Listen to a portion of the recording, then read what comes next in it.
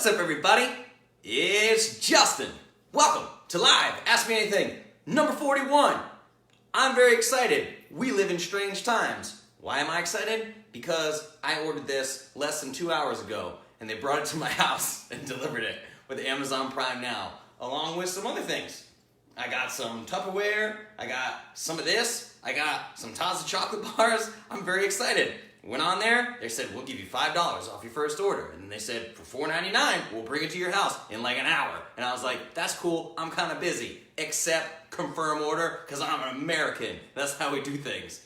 Mountain Valley Spring Water, ladies and gentlemen, amazing, to your door. Anyway, let's get started. What a strange beginning to this.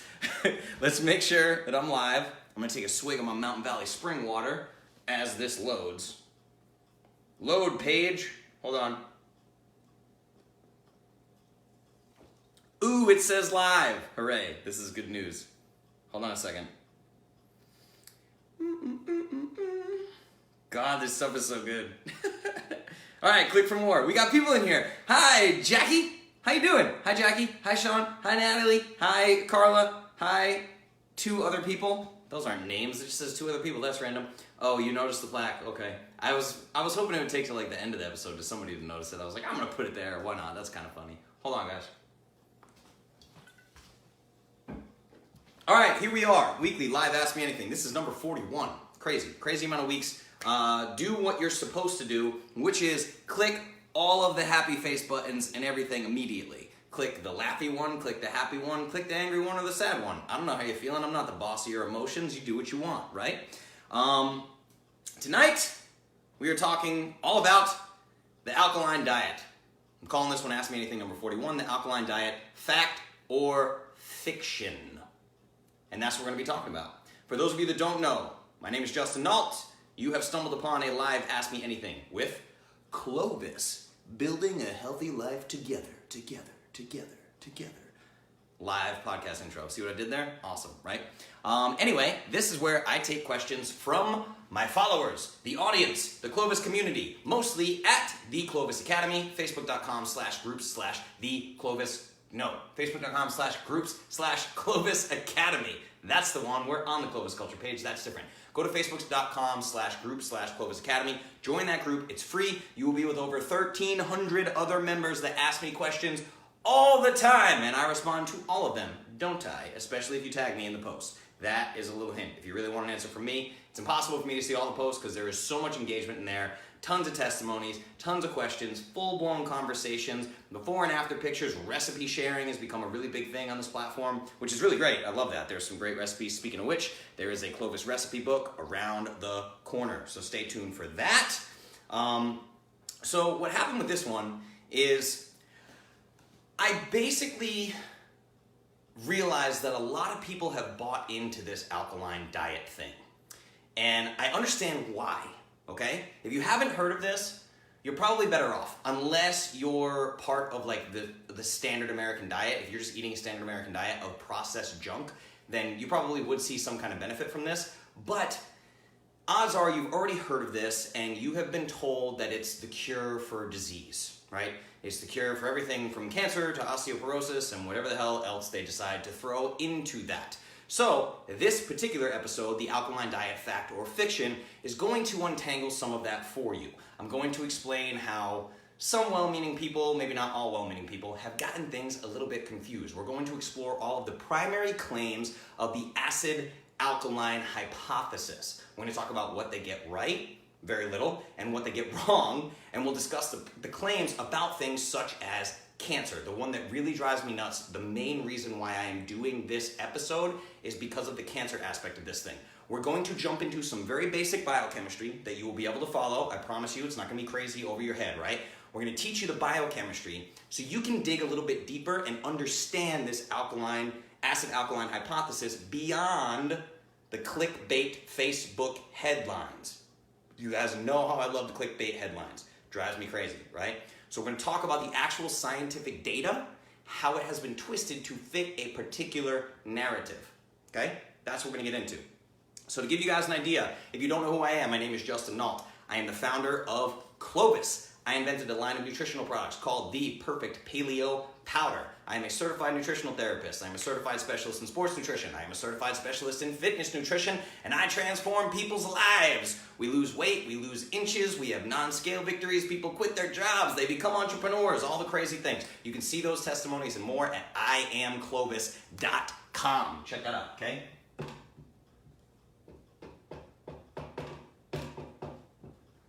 IamClovis.com. Go check out all the crazy testimonies. 100 pounds in 6 months, 50 pounds in 8 weeks, 40 pounds in 60 days, 10 pounds in 7 days, whatever you're looking for. I probably have a client who has done it. I have transformed over 500 lives. I am here to transform as many more as I possibly can in my short time on this earth.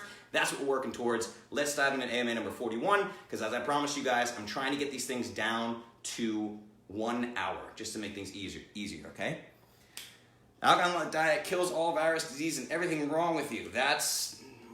We're gonna jump into that. I'm glad that you posted that comment, and you should know a lot of things by the end of this episode, okay? You're gonna learn some things. We're gonna jump into that. So, let's start with this acid-alkaline hypothesis. First off, let me do a time check. Yeah, 8:08, cool, we're looking good. Okay, so, first and foremost, I want you to understand that this entire hypothesis, this acid-alkaline hypothesis, it all rests on one giant question. One question. And what I need you to understand before we go into this is that if the answer to this question is no, the conversation ends.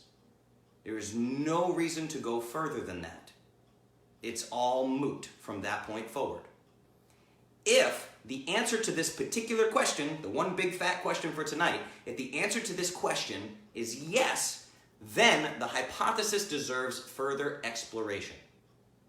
So the question is, can we significantly impact the pH of our blood with the foods that we ingest? Okay? Can we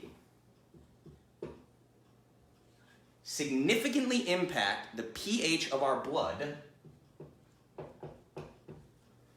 through the foods that we ingest? Can the foods that we eat change the pH levels in our blood? That's the big question. Drum roll, please. The answer to that question, awesome drum roll. The answer is no. Good night, ladies and gentlemen. Thank you so much for coming out. This has been AMA number 41. We're done here. That's literally it. See you guys. Just kidding. We're going to get into why this is false. I'm going to teach you the biochemistry behind it. You're going to understand it by the end. But I'm telling you, the answer to that question is no. Okay? So, what is the hypothesis?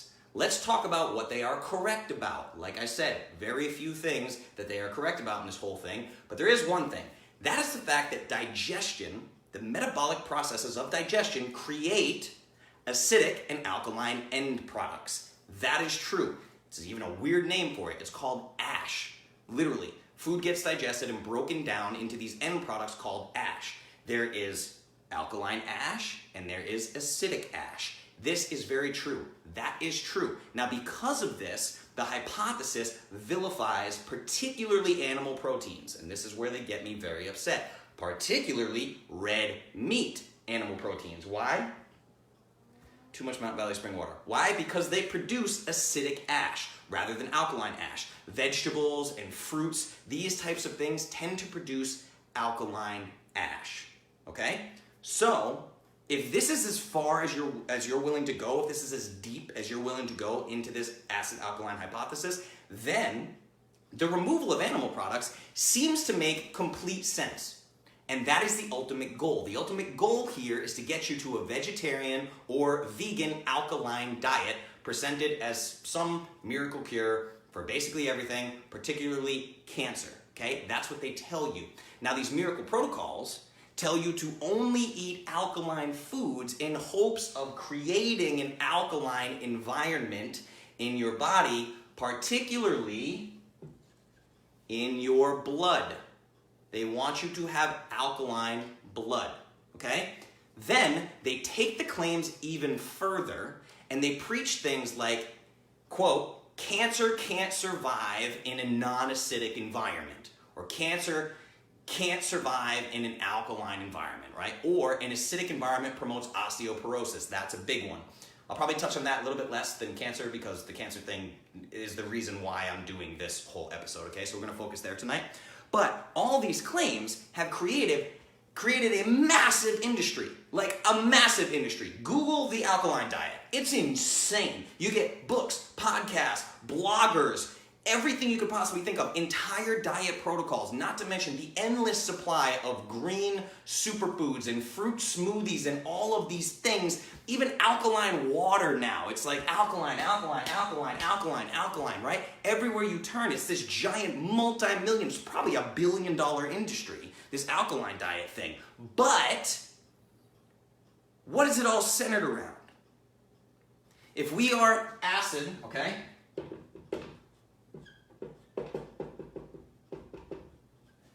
Acid or alkaline, which one are you? What environment is happening in your body? Well, luckily for you, they have another product you can buy that will tell you. These are called urine strips. These are urine pH strips. You pee on a strip, it tells you the pH of your urine to see if your body is acidic or alkaline.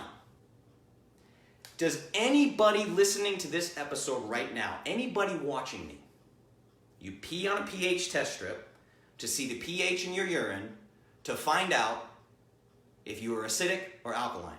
Does anybody see the big, giant problem staring them in the face right now? The big, giant problem that this entire industry is focused on.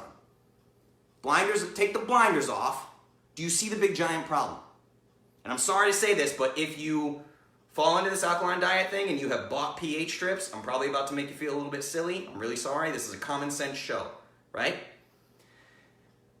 The pH level of your urine does not in any way, shape, or form reflect the pH level of your blood. A urine pH strip tells you next to nothing about your blood. Think about it. This is literally groupthink at its very best.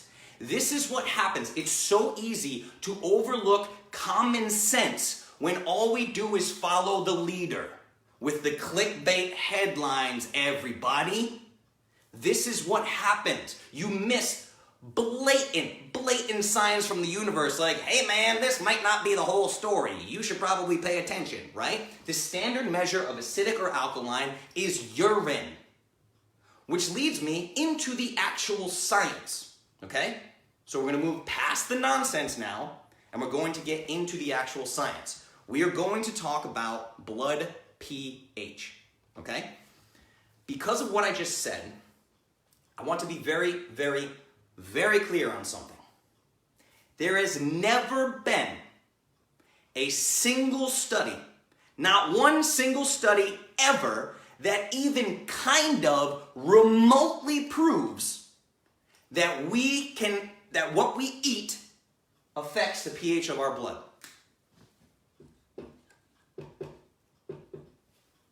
Not a single study, not one, that even comes close to proving that the food we ingest impacts the pH levels in our blood. It doesn't exist, guys. The science doesn't exist. And of course, what you eat is going to impact the pH level of your urine. Why? Because urine is one of the ways that the body excretes toxins. It's what the body is designed to do, right? We excrete acidic end products through urine specifically so that those end products don't end up in the blood. That's what these processes are there for. It's the same reason, if you've ever messed around with the ketogenic diet, which I have extensively, I did daily blood draws for over 6 weeks, deep nutritional ketosis, right? I've been in and out of keto for years at this point. I've done so much experimentation. I will tell you through firsthand account, this is the same reason you could do a blood draw and be reading in deep ketosis and then test on a urine strip and it will show no ketosis whatsoever, no ketones in the urine. So you do a blood test and you have through the roof ketone levels, and then you pee on a ketone test strip, pee strip, and show that you are not in ketosis. Why does this happen? Because the ketones are in your blood, not in your urine. When you first switch to a keto diet, everybody wants to pee on these little pee strips and make them turn purple. I'm in ketosis, I'm in ketosis. No, you're not. Your body is excreting the ketones because it doesn't know how to fucking use them. That's what's happening. It's going, I don't know what to do with this. Spit it out. Once your body becomes fat adapted and you learn how to use ketones for energy in your body, the blood will take on those ketones and stop spitting them out into the toilet. It uses them, okay? Urine is a reflection of excess stuff that your body is purposefully excreting. It's getting it out for a reason, okay? Urine measures excess. Always remember that. It's not in the blood, and it's not directly correlated to the blood. The human body functions, I need to show you guys this.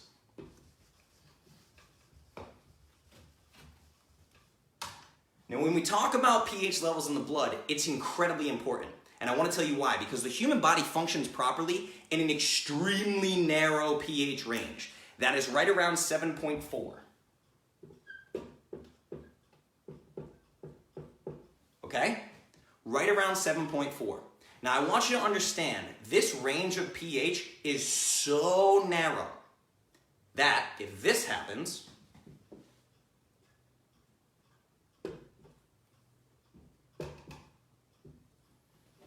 if you go below 7.0 or above 7.7,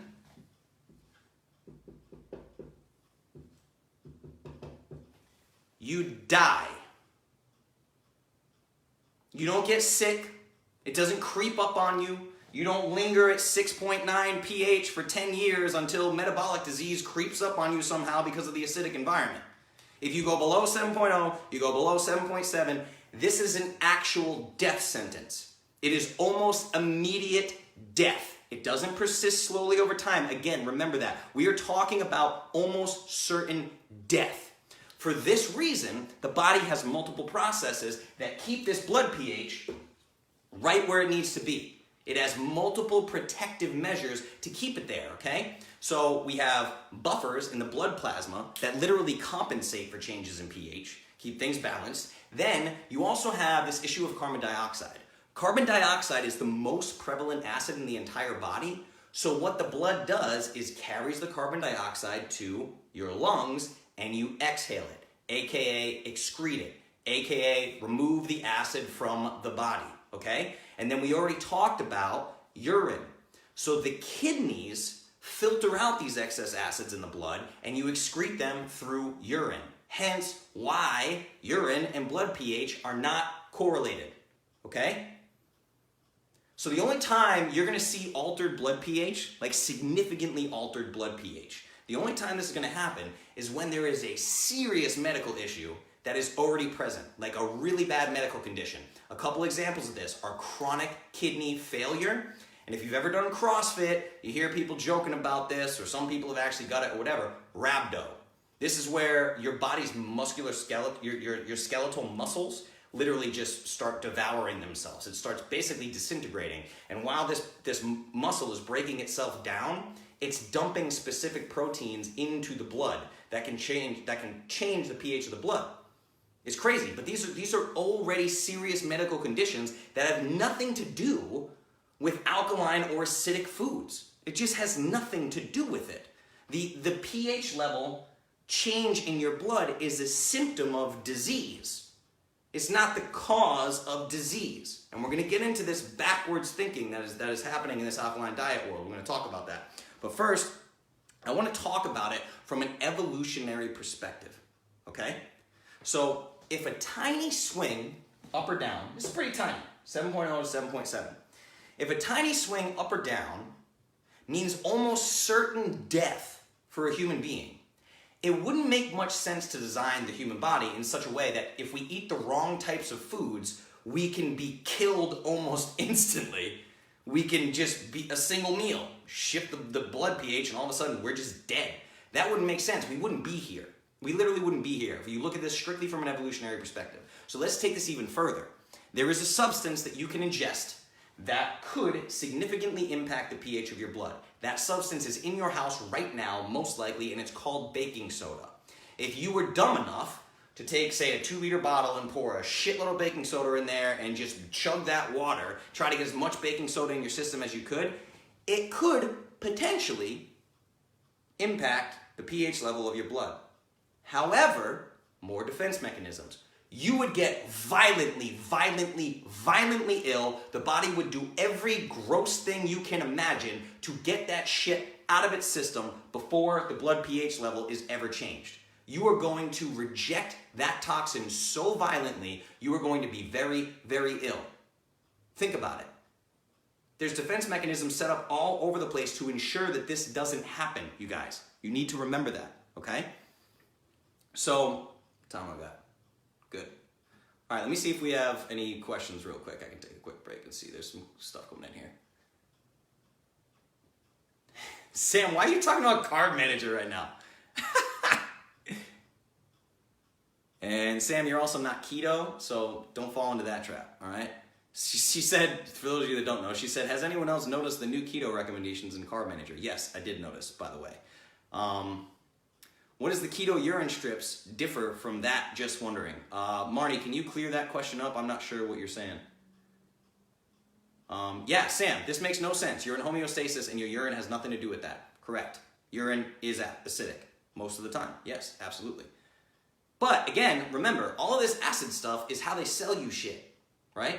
Your urine's acidic. Better drink this green superfood. That's what happens. That's literally what we're up against here. So let's see.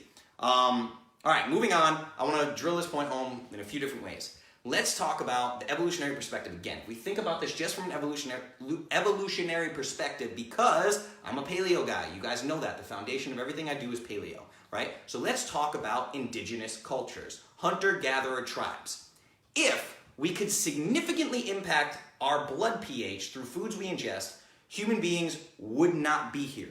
We wouldn't have survived. Why is that? Because literally throughout all of human history, till a little tiny sliver of time since agriculture, right? Our ancestors have always been up against something called food scarcity. They don't know where their next meal is coming from. Beggars can't be choosers. Do you think that throughout all of history, our ancestors got to choose every day between whether they eat whole grain bread or pre-rinsed kale or a superfood fruit smoothie each and every day? Which one do we want for dinner today, Janice? No. They ate whatever the hell was in front of them so they didn't die. So they didn't starve to death, okay? Yet here we are, centuries and centuries later, still existing as a species, as human beings, filling the pockets of Jamba Juice and Smoothie King, fucking delusional, drinking whatever fruit smoothie that we think is warding off cancer, and add in the $2 shot of wheatgrass, please. That'll really help. You know, that's what we're doing, guys. It's crazy. Like, really just stop and think about it for a second. Take a look at the hunter-gatherer point of view, right? There are indigenous cultures throughout history that sustained on a caloric intake of almost 100% animal products. Literally close to 100% of total caloric intake coming from animal products. Now, again, all of these foods are considered what's called net acidic. So according to this alkaline diet, the acid-alkaline hypothesis, if you're eating all animal products, you're going to have a skyrocketed acidic diet. Net acidic, right? Mostly acidic, because all of your food is coming from animal proteins. Mostly proteins, animal fats too, right? Fast forward to today, there was a large study done, this large review of 230 contemporary hunter-gatherer tribes that showed 68% of the diet was made up specifically of animal protein. Not even fats, animal protein. An acidic food, one of the most acidic foods, right? It's meant to be completely avoided on this alkaline diet. This is 68% of their entire diet. So according to the bloggers and the people in this alkaline diet space, they should have had in their society rampant cancer, rampant osteoporosis, all sorts of chronic metabolic diseases, right? Yet, we see the exact opposite. Strong bones and completely absent of chronic disease as we know it in Western society. Completely absent. That's crazy, guys. Think about that. Just think about it for 1 second, right? Now, in case you're still not convinced, I am going to quickly jump into and expose how this is not only useless, I think, useless, but also detrimental and potentially dangerous in terms of human health. So we're going to jump into that, okay? Wild animal protein, Stuart, yes, great comment. Yeah, which is why we go with 100% pasture-raised, grass-fed animals. That said, that doesn't really play a role in the acidity equation, right? So if you strip down, if you take grain-fed beef and grass-fed beef, let's say, and just extract the amino acids, they're virtually identical.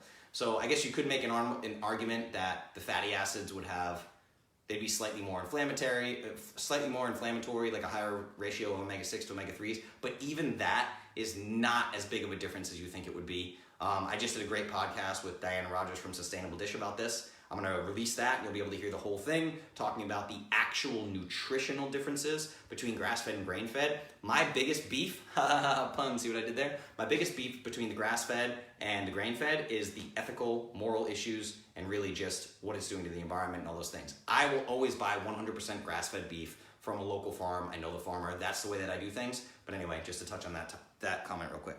So let's talk about this cancer thing. The claim is that cancer can only survive in an acidic environment. We are going to put that to bed very quickly, okay? And this drives me nuts, and this is the reason why, a little side tangent here, this is the reason why I decided to do this episode, because I actually had somebody ask me if I'd ever done an AMA on the acid-alkaline, the alkaline diet. And I think it's foolish, so I just said, no, I've never done an episode on that because it seems pretty self-explanatory to me. Sometimes I forget that I probably should dive into some of these things because the wool's being pulled over people's eyes.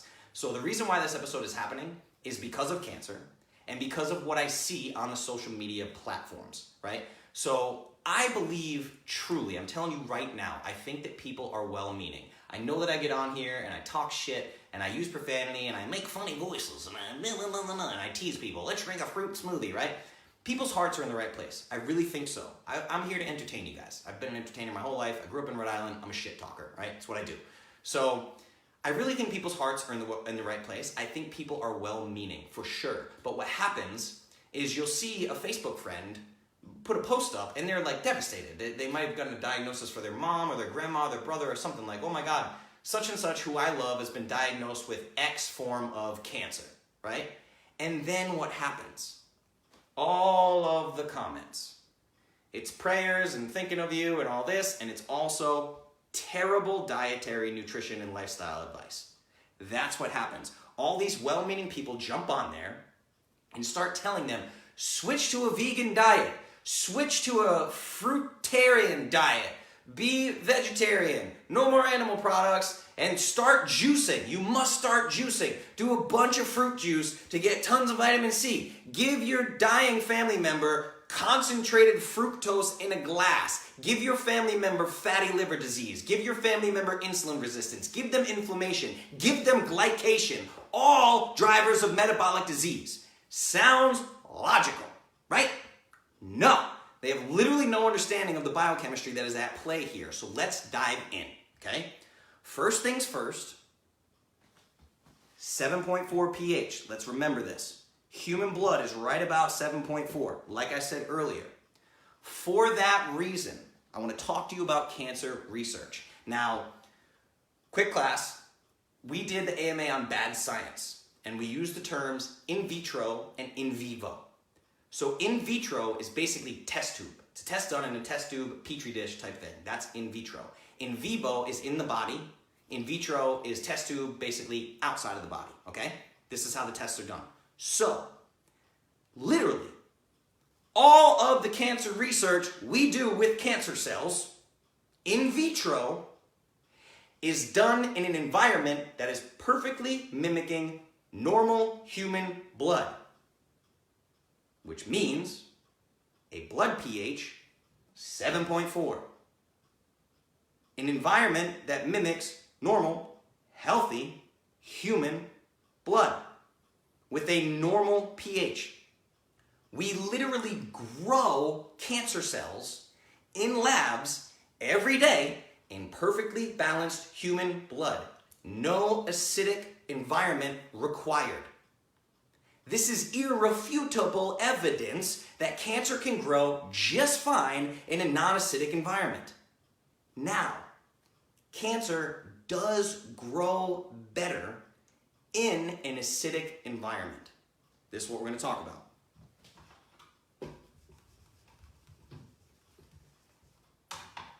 Cancer does grow better in an acidic environment. So some of you are probably looking at your laptop going, see, Justin, they were right.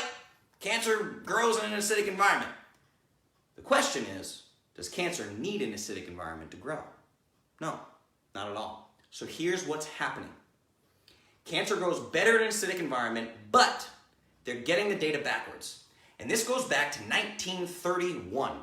There was a doctor who won the Nobel Peace Prize for this in 1931. His name is Dr. Warburg. I think his first name was Otto. Dr. Warburg won the Nobel Peace Prize. The quote that is attached to this is this man proved, quote, every single person who has cancer has a pH that is too acidic. I'll say that again for you. Every single person who has cancer has a pH that is too acidic. Okay? Seems logical. Again, heart's in the right place, for sure. But like I said, the data was backwards. Okay? The causality was reversed.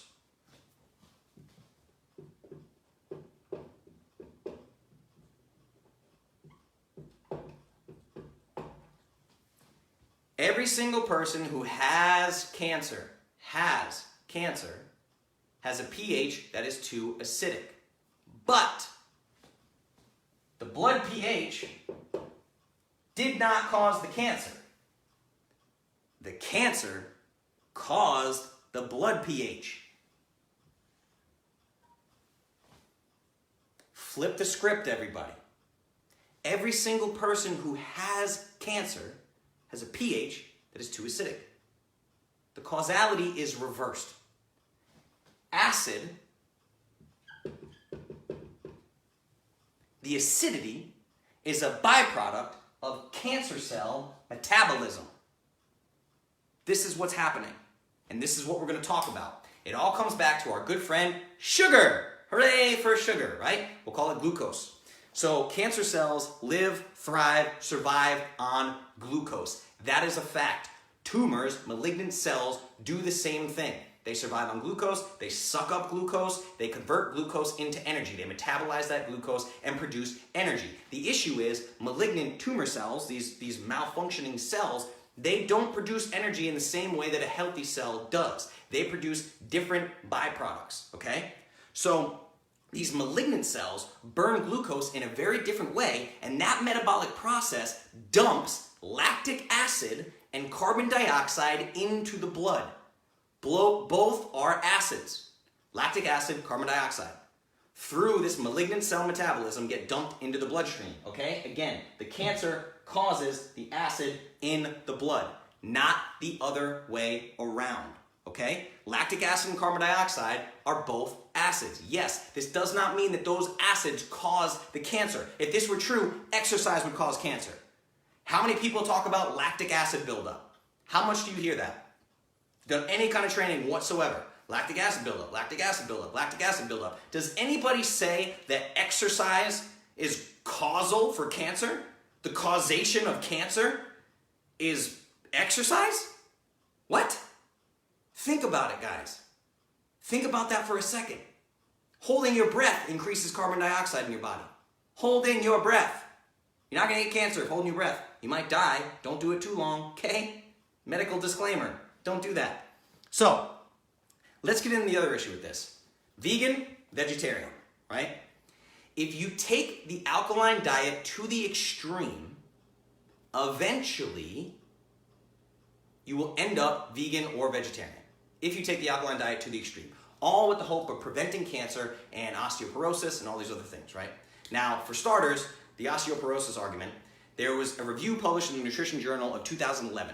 This reviewed 55 trials, 22 of which were gold standard randomized trials, right? And of all these studies reviewed, the conclusion is quote, a causal association between dietary acid load and osteoporotic bone disease is not supported by evidence, and there is no evidence that an alkaline diet is protective of bone health. Okay? Interesting. Now, on top of all this, one of the primary drivers of both osteoporosis and cancer is irrefutably, my old friend that I never get enough of, inflammation. Now, the main dietary drivers of inflammation, as the Clovis community knows, are refined carbohydrates. Gluten, grains, refined sugar, and yes, concentrated fructose, okay? Some of which are actively promoted on the alkaline diet. Not to mention the issues with micronutrient deficiency, okay? The most common of these for vegans and vegetarians is vitamin B12, vitamins A and D, zinc, calcium, iron, and EPA and DHA fatty acids. All essential for proper human health, all wildly deficient on these vegetarian and vegan diets. So what's happening here is a diet that is being heralded for such great things as lowering risk factors for osteoporosis and cancer, and even curing them, is what people are saying. This diet that cures osteoporosis and cancer is actually wildly deficient in micronutrients essential for human health. This makes a lot of sense, right? Nope. Hope that doesn't make sense in your brain, okay? So before we wrap up, I'll do a couple more minutes here, and then we're going to get into live Q&A. So like I said, cutting these things down to an hour. So why did this catch on?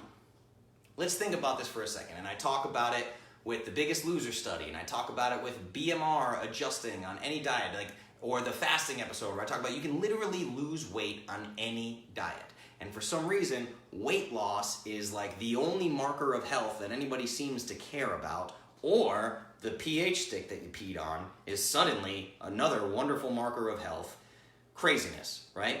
So what's happening is, surely there must be some benefit to this alkaline diet if so many people make the switch to it and claim that they've seen the light and their life is better and all these things, right? Yes, of course. But why is that? Let's get into causality. Correlation versus causality. Go back and watch the Bad Science episode, right? Why is this happening? Because if you think that you are at risk of cancer, or at risk of osteoporosis, or at risk of metabolic disease, maybe you have metabolic syndrome, maybe you're pre-diabetic, something like these, all these things which increase your risk of cancer, you've probably already made some bad decisions, which means you're probably on something pretty close to the standard American diet, where 60% of your calories are coming from refined foods, refined processed carbohydrates, vegetable oils, industrial seed oils, all that shit. So you're probably on some version of the standard American diet, or our old friend, the food pyramid, right? So what's happening here, you make a switch to an alkaline diet, you make a switch to anything that is primarily whole food based. They're going to tell you to eat a lot of whole, unprocessed, green leafy vegetables and fruits, right? I want you to eat all the green leafy vegetables you can possibly stomach. Why? Because they're full of fantastic micronutrients. I'm a big fan of them, right? Antioxidants, it's wonderful. But it has nothing to do with alkaline versus acidic. That's not why I want you to eat those things. And the changes that you're seeing, yes, you're ingesting more healthy vegetables and things like that. But if you're coming from a standard American diet, if you switch to anything that is primarily whole foods and less processed junk, you are going to see fantastic results very quickly. Keto, paleo, carnivore, low fat, alkaline diet, whatever it is, right? Pescatarian, whatever you want to do. If you're coming from the standard American diet, you're going to see fantastic health benefits in the short term, right? Now, all it takes for an average person, if you've been struggling with health issues and weight and all these things for a long time, for some of you come to me, you've been sick for decades, right? If some friend says, try this alkaline diet thing, and you try it, and you lose a ton of weight, that's great. But don't stop there. Do your research. Do your due diligence. Figure out what is best for your body. What I see happen is people make a switch to something like this, where, guys, 10 to 15% of the American population, 10 to 15% of lean individuals, which means skinny, literally like no excess body fat. They are the picture of health from the outside in. From the inside out, they have non-alcoholic fatty liver disease. generally speaking, from concentrated fructose. High fructose corn syrup, all the sodas, all the drinks, all the smoothies, all this bullshit, right? So we gotta stop with the weight loss thing too, but all that is to say, that's kind of a side note. But you could switch to an alkaline diet and you could have benefits, right? But what happens with these people is after the first 2 weeks of these incredible benefits, they decide, I have found the one thing, this is the thing I'm gonna do for the rest of my life, right?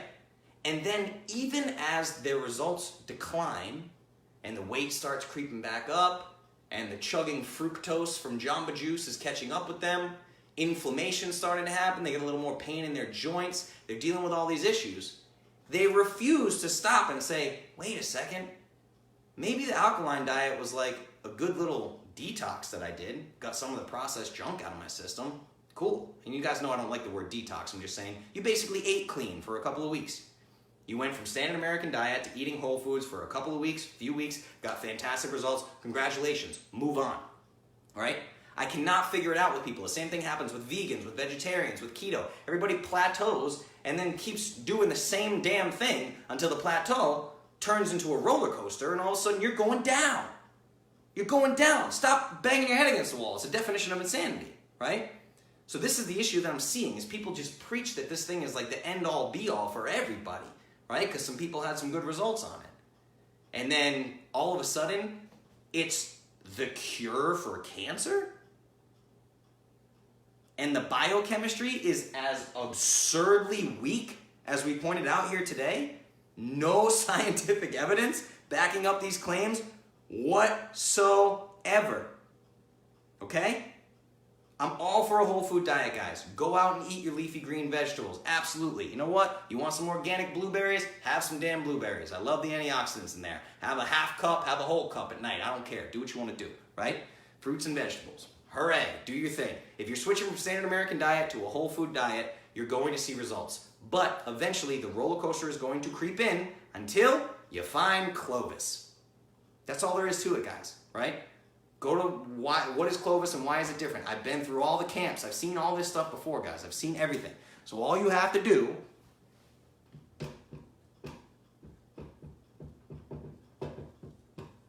just go to iamclovis.com. That's it. Plain and simple. Go to iamclovis.com. We'll talk about it from there. That's it. All right, that's my spiel on the alkaline diet. Fact or fiction? I timed this thing almost perfectly because I wanted to leave about 15 minutes for some Q&As. So, let's talk about this. Comments. Acid reflux comes and goes. Always have ACV. Anything else to help that? All I drink is water, green teas, ginger, turmeric teas, and definitely gut inflammation. Yes, okay, so one, you need to remove all triggers. Mike, I don't think you have a plan for me. Go to I Am Clovis, get in there and get yourself a plan and we can talk about this. But the freebies for you right now that are going to dramatically impact this, and I won't know until I know what you're eating, okay? Remember, the answer is always it depends. I need to know more about the individual. You need to remove the primary triggers. Gluten, grains, refined sugars, soy, and dairy. Remove those right off the bat, okay? And apple cider vinegar, great, I'm glad that you have it. I hope that you're using Bragg's with the mother, that's what I prefer you do. And then my very favorite digestive enzyme, which will really help you, is called Biogest.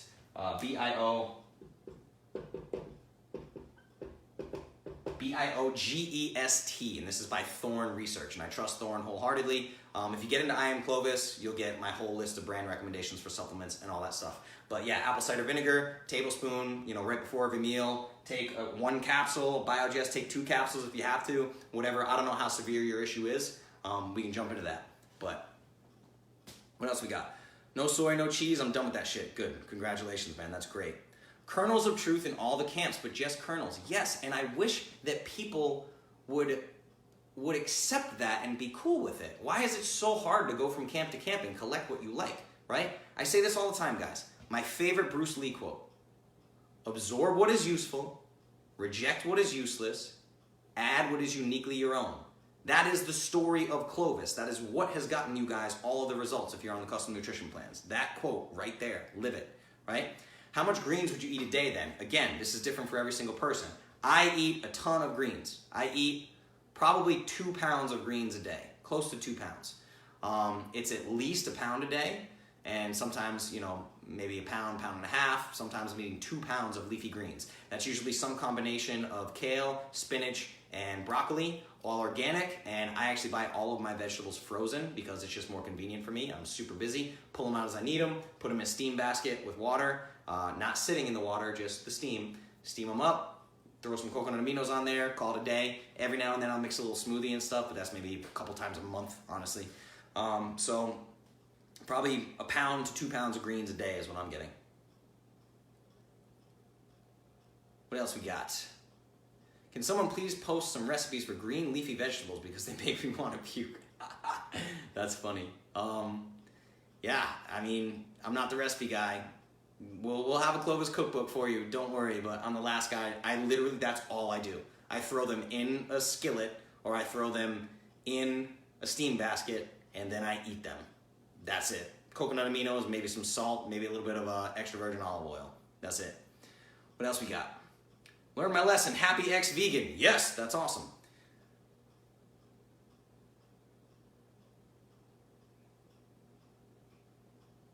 I tell everyone that I stick with this, reduce cancer risks. It's all over both sides of my family, including my dad. It's everywhere. It's everywhere. And it's an inflammation, it's a glycation, it's an insulin. There's so much to it, right? But you have to understand the fundamental truth that cancer cells survive on glucose, period. Remember that.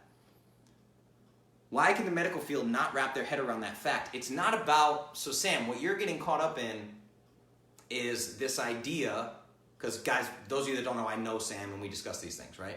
So turning the medical system around, I mean, we spend $327 billion a year on type 2 diabetes alone. A completely reversible, completely preventable disease. $327 billion a year. Do you understand what would happen if that industry went away overnight or over 6 months or over a year?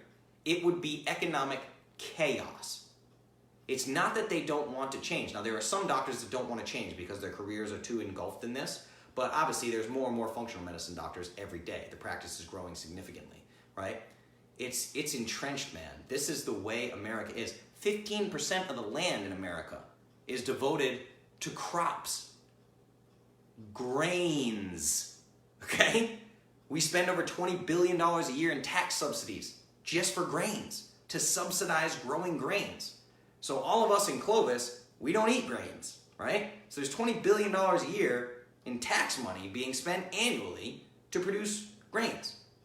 Not to mention when you get into soy and all this other shit, right? It's not as simple as, why don't doctors understand this? It's economics. Follow the money. That's all it's ever going to be, is economics. Ever. That's all it's going to be. Nothing will change until America goes bankrupt. And with the current rate that we're on, go pick up the book. Sam, read Unconventional Medicine by Chris Kresser. You got to read that book. Unconventional Medicine. We're 12 years away from 100% of America's GDP being spent on caring for the sick. That's economic collapse, everybody. If you want to turn the cruise ship around a complete 180, economic collapse is a quick way to do it, right? What else we got? Hang some freaking dextrose, yeah. We dump that stuff in the pool I work at like we're baking a cake. Oh God, that's gross. I'm assuming you're talking about baking soda. Jeez. All right, we're back up to keto recommendations. Let me see if anybody else made any comments. What's your take on the keto diet putting cancer into remission? With moderate protein, of course, gluconeogenesis. One, if you have cancer, you kind of have to worry about gluconeogenesis because you can't be active. But I don't worry about gluconeogenesis almost ever, right? Like if you do heavy resistance training, like you don't necessarily need to worry about these particular things. Like your body will create glucose as it needs it, right? Like everybody thinks that just if you eat too much protein, the body's just gonna spin it into glucose. It's not that big of a concern. There's a lot of people doing this kind of ketogenic approach, like Keto Gains, Ketogains, Keto Gains with like the 30% dietary protein approach. I eat 30 to 35% of my daily calories, actually close to 35 right now, is from dietary protein. But since you specifically asked about cancer, go pick up the book, Tripping Over the Truth. I think his name is Travis Christofferson. You guys are making me rack my brain here. I love the AMA, the Ask Me Anything portion of this. I think it's Travis Christofferson, Tripping Over the Truth. the metabolic approach to cancer or something like that, but tripping over the truth, look up tripping over the truth. Yes, basically speaking, the entire book is how the ketogenic diet can put cancer into remission. You're starving the cells of glucose, right? What else we got? How important is it to meet macros at every meal? Don't worry about it at all. Worry about the end of the day, and that is it. And remember, I tell people, do not track as you go. I cannot give you a bigger piece of advice if you want to succeed on Clovis. Take the time, take your approved foods list, sit down at a table, nobody around, use the Carb Manager app, use Google, whatever you have to do. Circle your favorite foods that you know you'll eat, and look up the nutrition facts. Plan a perfect day. Just hit those numbers. That's it. Plan ahead. If you try to track as you go, it's going to be 11 p.m. and you've eaten 800 calories and you're trying to figure out how you're going to eat all your macros by the end of the day, right? Craziness. So don't worry about meal to meal. No, that's not a... Now, that said, the new Clovis cookbook, all of the recipes will be a perfect split for your macros. So awesome. Pretty cool. I smell conspiracy. Yes, absolutely. Yeah, it's so wrong. It's so frustrating. I get it, but they're harming the patients. They're not helping them. Of course, yeah, but there's no money in helping them, right? What does chronic disease lead to? Chronic disease leads to chronic treatment. So again, you guys are missing the point. There's no financial incentive for anybody in the medical field to get people healthy. There is simply no incentive there. There's certainly no incentive. What if you were a pharmaceutical company and you could invent a pill that somebody took once and never had to buy it again? Ever. That's not a sustainable business model. You have to understand that. It has nothing to do with helping the patient. It just doesn't, right?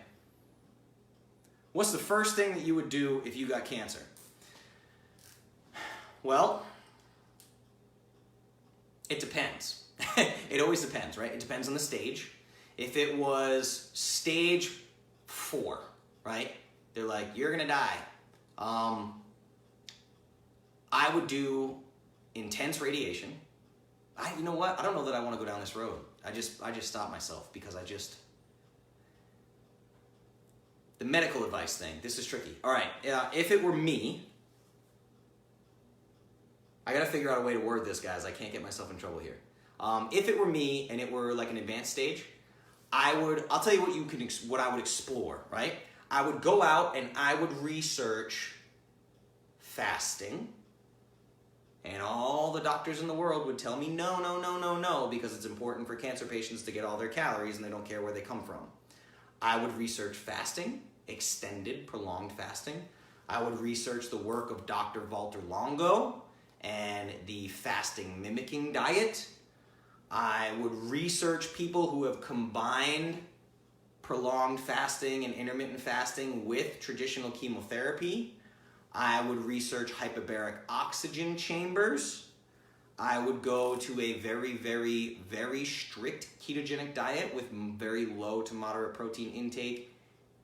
I would research that and see what people have discovered surrounding these things, right? But none of that is medical advice, and I would never tell anybody to do that ever. I am not a doctor. That was not medical advice. Those are the things that I would go out and explore myself personally. I would do my own research on, and then I would talk to my qualified healthcare professional, and I would ask their advice compared to the research that I've done on my own, okay?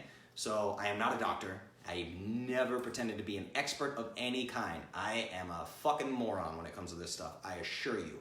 I do not know, okay? So just understand that. If it were me, myself, I would explore researching those particular things. But again, that's not medical advice. Don't do that. If you take any of that advice from this video, that's 100% at your own risk, right? What else we got here, guys? It's about 8:56, so we're gonna wrap it up here soon. If you guys have any last minute questions, things you wanna talk about, there's a lot happening, okay? I told you guys I'm launching a brand new podcast. I'm waiting for that to go live on all of the different places, the Spotifys, the Overcast, the iTunes, the Google Play, all the things. I will let you know as soon as that's available. First episode is Dad, an interview with Papa Nault, his health and wellness journey. We have some incredible people on the podcast. I'm booking people every single day. Gonna keep that going. This is going to get posted again on the Perfect Podcast, the normal podcast as it stands right now. This podcast episode will probably be up tomorrow, so you can get your hands on that. I'm trying to do better of making sure that when I do visuals, I'm at least putting them on the board and then speaking them in a way that makes sense, so that people don't get lost. Because I know you guys really like to share podcasts because it's really easy for people to digest these podcasts at 1.5 speed, 1.25 speed while they're driving, whatever. So I'm going to be pushing the podcast thing a lot because I really want to get this information out to people. Another thing I want to say, guys, always remember to meet people where you were, right? And I really want to harp on that because it's too easy for me to get into entertainer Justin mode and start making funny voices, like I said. And I never want anybody to feel like I'm picking on them or anything like that. I did some lunatic things when I was a kid. The way that I ate, the way that I trained, all these things was so silly. And I look back and I just cringe. My bones hurt when I think of what I used to do to my body, what I used to eat every day, you know? So we've all been there. It's just a entertaining way for me to help you see some of the foolishness in this world, right? So I just want to help you guys do that. And I think the animation really helps. So if you ever think I'm being a dick, I'm sorry. It's just kind of the way I present things, right? What else we got here? Shout out to Clovis. Love results and how I feel in just 3 days. Love soaking in the info. Thanks, Justin. Thank you, Callie. That's awesome. I really appreciate that. Just looked up Biogest Thorn. Is it like probiotic? No, it's not a probiotic. No, it's a digestive enzyme. You can read the description and find that out for yourself. Get in there and read, brother. I'm not Google. Go read. It's not like a good belly shot. No, that's completely different, right? Completely different. All right, guys.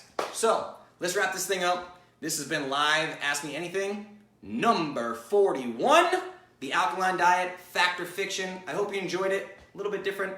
Just something that I saw as a little bit of an issue that I wanted to address. And I hope you guys learned a lot from this episode. I hope you kind of understand it now. So when you see this stuff creeping up, see it on your feed, all these things, you can, just approach it. Just have a deeper understanding. Like I said, have a deeper understanding than the clickbait Facebook title. That's all I'm trying to do, guys. We talked about the experts, right? I'm no expert. Just trying to bring your level of knowledge up a little bit. It's the best I can do, guys. All right? Trying my best here. So, AMA number 41, the Alkaline Diet, Fact or Fiction. Thank you guys so much for watching. My name is Justin Nault, founder, CEO of Clovis. Go to iamclovis.com. iamclovis.com. Check it out. Get on there. See everything I have to offer. And also, if you go to iamclovis.com, you get to see insane testimonies. Before and after pictures, social media posts, video testimonies from some incredible transformations. You can be that next success story. Just go to iamclovis.com. If you've gotten this far in the video, you know that there is not an ounce of bullshit in my body. So if you want to make changes, go to iamclovis.com, work with me one-on-one. We will change some shit for you. It will be amazing. We'll build a healthy life together. All right. You're awesome, Justin. Thanks, man. Thank you, Kerrigan. I appreciate it. Mike, you're welcome. Get the Biogest. I think you'll love it. Thank you guys so much. AMA number 41, the Alkaline Diet, Fact or Fiction. My name is Justin Nault. Out. Have a good night. Bye, guys. Love you.